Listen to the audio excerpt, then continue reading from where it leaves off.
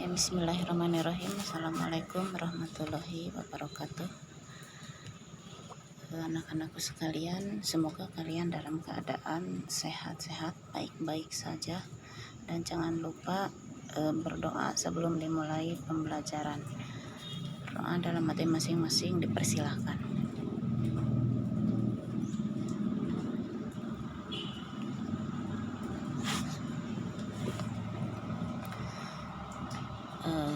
Anak-anakku sekalian, jangan lupa untuk ngabsen di grup WA.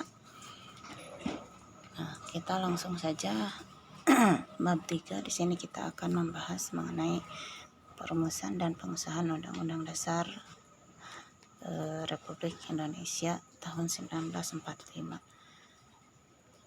Adapun tujuan pembelajaran kali ini adalah yang pertama,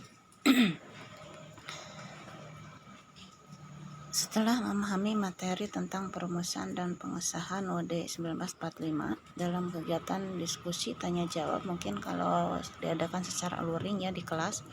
Jadi di sini kalian diusahakan untuk mampu bisa menceritakan proses perumusan dan pengesahan Undang-Undang 1945 dengan terperinci. Kemudian yang kedua, melalui proyek membuat dokumen sederhana dengan kerjasama peserta didik mampu menerapkan nilai-nilai dan proses perumusan dan penetapan UUD 1945 dengan baik. Kemudian yang ketiga, setelah mengerjakan tugas secara mandiri, jadi tidak berkelompok ya, kalian di sini harus bisa membedakan muatan materi dalam Undang-Undang Dasar Negara Republik Indonesia tahun 1945 dan hasil amandemen dengan benar. Kemudian yang keempat, melalui pengerjaan tugas dan soal-soal secara jujur dan disiplin. Maksudnya di sini jujur dalam artian hasil karya sendiri. Kemudian disiplin disiplin di sini itu mengerjakan suatu pekerjaan atau tugas yang telah diberikan oleh guru sesuai tepat waktu. Contoh misalkan kalian ngabsen, ngabsen itu kan ada waktunya. Kita memiliki KBM itu cuma sekian menit. Jadi diusahakan kalau untuk absen tidak menyusul di kemudian hari. Jadi diusahakan disiapkan, setidaknya kalian memiliki rasa tanggung jawab. Oh iya, besok saya ada pelajaran, ada KBM. Jadi apa yang harus kita persiapkan? Mungkin terutama handphone bagi yang punya. Kemudian kuota supaya bisa mengikuti pembelajaran sekaligus ngabsen. Kemudian yang selanjutnya kita langsung menginjak ke materi. Yang pertama seputar perumusan Undang-Undang Dasar Republik Indonesia tahun 1945. Kemudian yang B, pengesahan Undang-Undang 1945. Yang C, di sini dukungan terhadap nilai perumusan dan pengesahan. Jadi undang-undang itu sebelum diterbitkan, sebelum disahkan, jadi dirumuskan terlebih dahulu. Kemudian yang selanjutnya di sini seputar perumusan Undang-Undang Dasar 1945. Memuat apa saja di sini? Di sini yang pertama, sidang 10 Juli 1945 membahas tentang apa? Bentuk negara. Kemudian sidang 19 Juli 1945 membahas tentang wilayah negara, persiapan penyusunan rancangan undang-undang dasar, kemudian rancangan undang-undang dasar. Nah, itu isi sidang 11 Juli dan 10 Juli membahas hal-hal tentang tadi. Kemudian sidang BPUPKI pada tanggal berapa? 13 Juli 1945 menyampaikan tentang hasil rancangan undang-undang dasar yang sudah dirumuskan pada tanggal 10 Juli dan 11 Juli 1945 yang tadi dibahas. Kemudian sidang 14 Juli 1945 yaitu merumuskan tentang kemerdekaan Indonesia. 15 Juli 1945 yaitu membahas tentang rancangan undang-undang dasar lanjutan. Kemudian yang selanjutnya 16 Juli 1945 di sini melanjutkan pembahasan rancangan undang-undang. Oke. Yang selanjutnya yaitu nomor 2, kesepakatan bersama rumusan rancangan undang-undang. Undang-undang dasar diterima dengan sebulat-bulatnya oleh siapa? Oleh semua warga negara Indonesia. Kemudian yang poin B, pengesahan Undang-Undang Dasar Republik Indonesia tahun 1945 disahkan setelah proklamasi kemerdekaan, yaitu pada tanggal 17 Agustus 1945. Kemudian disahkan pula oleh PPKI, yaitu Persiapan Kemerdekaan Indonesia. Nah, di sini yang pertama, proses pengesahan, kemudian sidang dilaksanakan pada tanggal 18 Agustus. Jadi setelah kemerdekaan Indonesia, yaitu pada tanggal 17 Agustus 1945. Kemudian yang selanjutnya nomor 2, sidang pengesahan rancangan undang-undang dasar pada tanggal berapa? Yaitu pada tanggal 18 Agustus 1945. Membahas tentang 3 hal. Hal yang pertama adalah pengesahan Undang-Undang Dasar, kemudian susunan pemerintahan, pengangkatan Presiden dan Wakil Presiden, serta pembentukan Komite Nasional Indonesia Pusat. Oke, yang selanjutnya yaitu perbandingan pasal antara hukum dasar sebelum dan sesudah dilakukan perubahan oleh PPKI. Hukum dasar PPUPKI yaitu yang dibentuk tanggal 16 Juli 1945. Yang pertama, istilah hukum dasar, kemudian mukadimah, kalimat pembukaan alinea ketiga yaitu atas berkat rahmat Allah yang Maha Kuasa, dan selanjutnya. Nah, di sini nanti kalian silakan dibuka pembukaan UUD 1945, kemudian simak baik-baik isi alinea ke-1 itu apa, alinea ke-2, ke-3, dan ke-4 apa. Silahkan kalian buka. Jadi ibu tidak akan membahas satu persatu secara detail dari alinea ke-1 sampai ke-4. Jadi silahkan kalian buka sendiri. Bisa kalian buka melalui searching atau di Google ya. Oke, yang selanjutnya konstitusi yang pernah diterapkan di Indonesia. Arti dari konstitusi itu sendiri adalah peraturan yang dibuat oleh pemerintah, otomatis harus dilaksanakan oleh semua warga negara Indonesia, baik itu masyarakat, pemerintahan, aparatur sipil negara, pokoknya semua isi yang ada di negara kita, yaitu warga negara Indonesia. Yang pertama, konstitusi RIS Republik Indonesia Serikat, kemudian Undang-Undang Dasar Sementara tahun 1950, kemudian Undang-Undang 1945 yang disahkan melalui Dekret Presiden yaitu 5 Juli 1959, Undang-Undang Dasar Negara Republik Indonesia tahun 1945 hasil amandemen. Amandemen itu hasil perubahan gitu ya. Kemudian yang selanjutnya muatan materi UUD Negara Republik Indonesia tahun 1945 disahkan PPKI. Kemudian hasil amandemennya itu sudah ada di dalamnya, yaitu susunan UUD 1945 terdiri atas pembukaan, kemudian pasal-pasal 21 bab dan 37 pasal, kemudian peralihan, dan 2 pasal aturan tambahan. Itu isi dari hasil amandemen.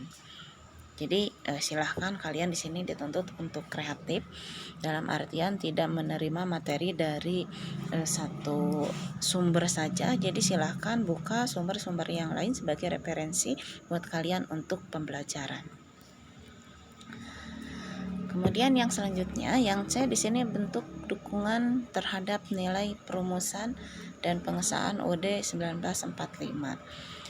Penjabaran dari UUD atau Undang-Undang Dasar 1, yaitu arti penting UUD 1945 bagi bangsa dan negara Indonesia. Kemudian sebagai dasar hukum tertinggi. Jadi Undang-Undang Dasar dengan Pancasila itu 11-12 ibarat adik kakak yang tidak bisa terpisahkan, karena ini merupakan dasar negara, pedoman kita, kemudian tuntunan hidup kita, yang apabila misalkan seseorang membuat suatu peraturan itu harus merujuk berdasar pada undang-undang dan Pancasila. Kemudian yang selanjutnya di sini ada periodisasi konstitusi di Indonesia. Jadi di sini ada tahap-tahapannya periode dari tahun 1945 yang ditetapkan PPKI pada tanggal 18 Agustus 1945. Kemudian ada Konstitusi RIS atau Republik Indonesia Serikat tahun 1949 yang ditetapkan pada 27 Desember 1949.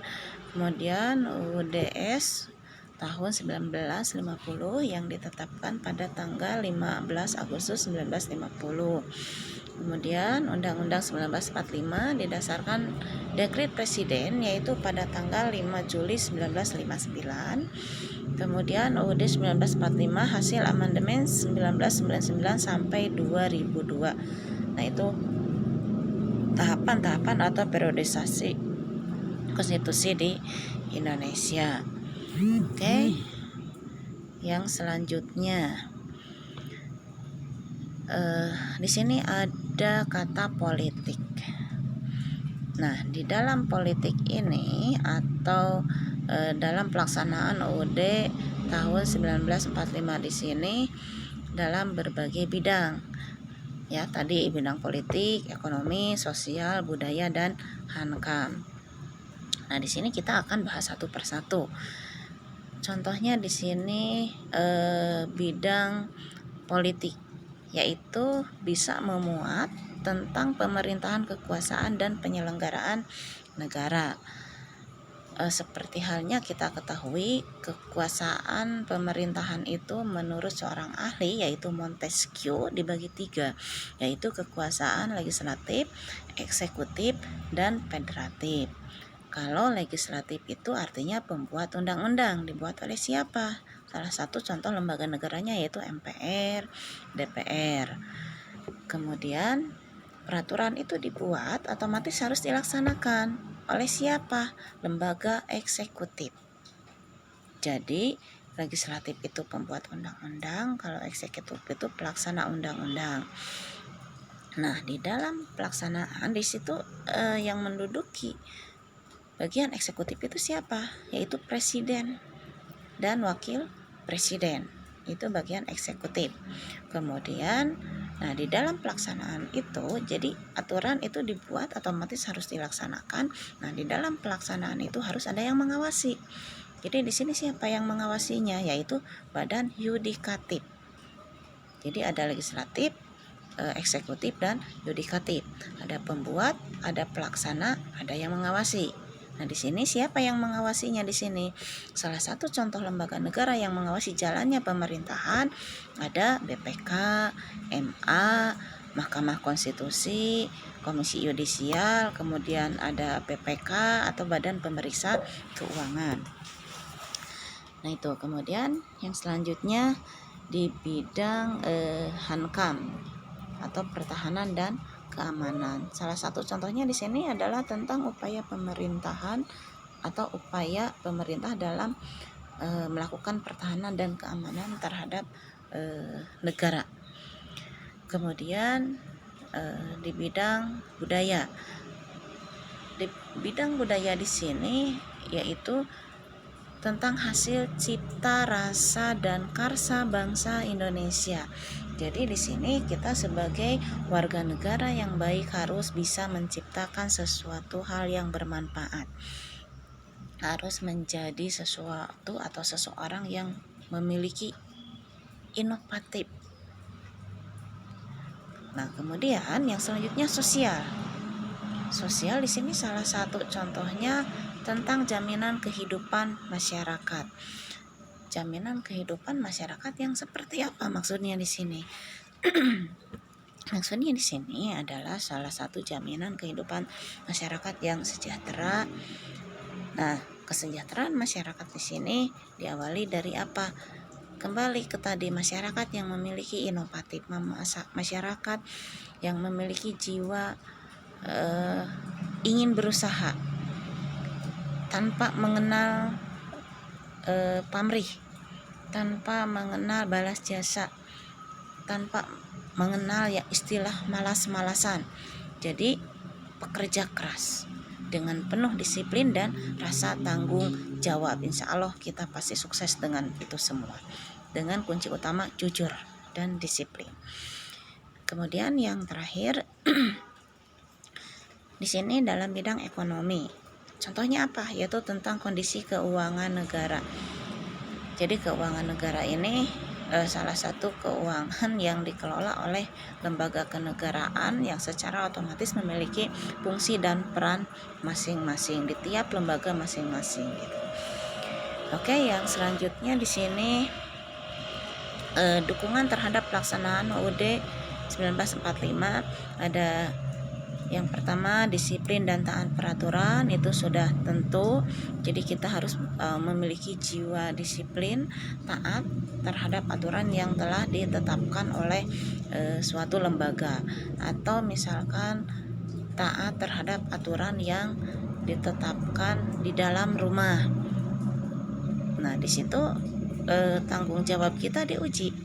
Kemampuan kita diuji sejauh mana kita memiliki rasa tanggung jawab, sejauh mana kita memiliki rasa disiplin terhadap aturan yang telah ditetapkan. Kemudian toleransi. Yang ketiga, menjaga persatuan dan kesatuan bangsa. Kemudian bekerja keras dan rela berkorban. Nah, itu salah satu dukungan yang harus kita lakukan terhadap pelaksanaan UUD 1945. Jadi di sini yang 4 poin tadi tidak hanya berupa dukungan kita yang harus dilakukan terhadap pelaksanaan UUD, tetapi di sini terhadap kehidupan kita sehari-hari. Ini salah satu bentuk atau unsur bahwa kita akan sukses manakala kita memiliki 4 poin tadi. Disiplin, bekerja keras, kemudian taat terhadap aturan. Nah, itu salah satu poin unsur dari kesuksesan kita.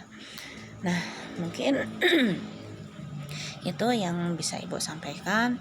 Mudah-mudahan kalian bisa menyimaknya, dan materi yang sudah Ibu share ini adalah materi yang sudah di-share minggu kemarin. Mudah-mudahan sudah lengkap di catatan kalian, dan apabila kalian menemukan kendala apapun itu, baik tidak punya HP, tidak punya kuota, silahkan untuk berusaha mengatur bagaimana supaya materi ini tidak tertinggal. Dengan cara silahkan datang ke sekolah, minta modul, dan insya Allah kami akan memberikannya dengan gratis, asal kalian memiliki niat, memiliki rasa tanggung jawab terhadap tugas yang diberikan. Mungkin itu yang bisa Ibu sampaikan, mudah-mudahan bermanfaat. Jangan lupa jaga kesehatan kalian, jangan lupa beribadah, bantu-bantu orang tua, lakukan hal-hal yang positif. Demikian, assalamualaikum warahmatullahi wabarakatuh.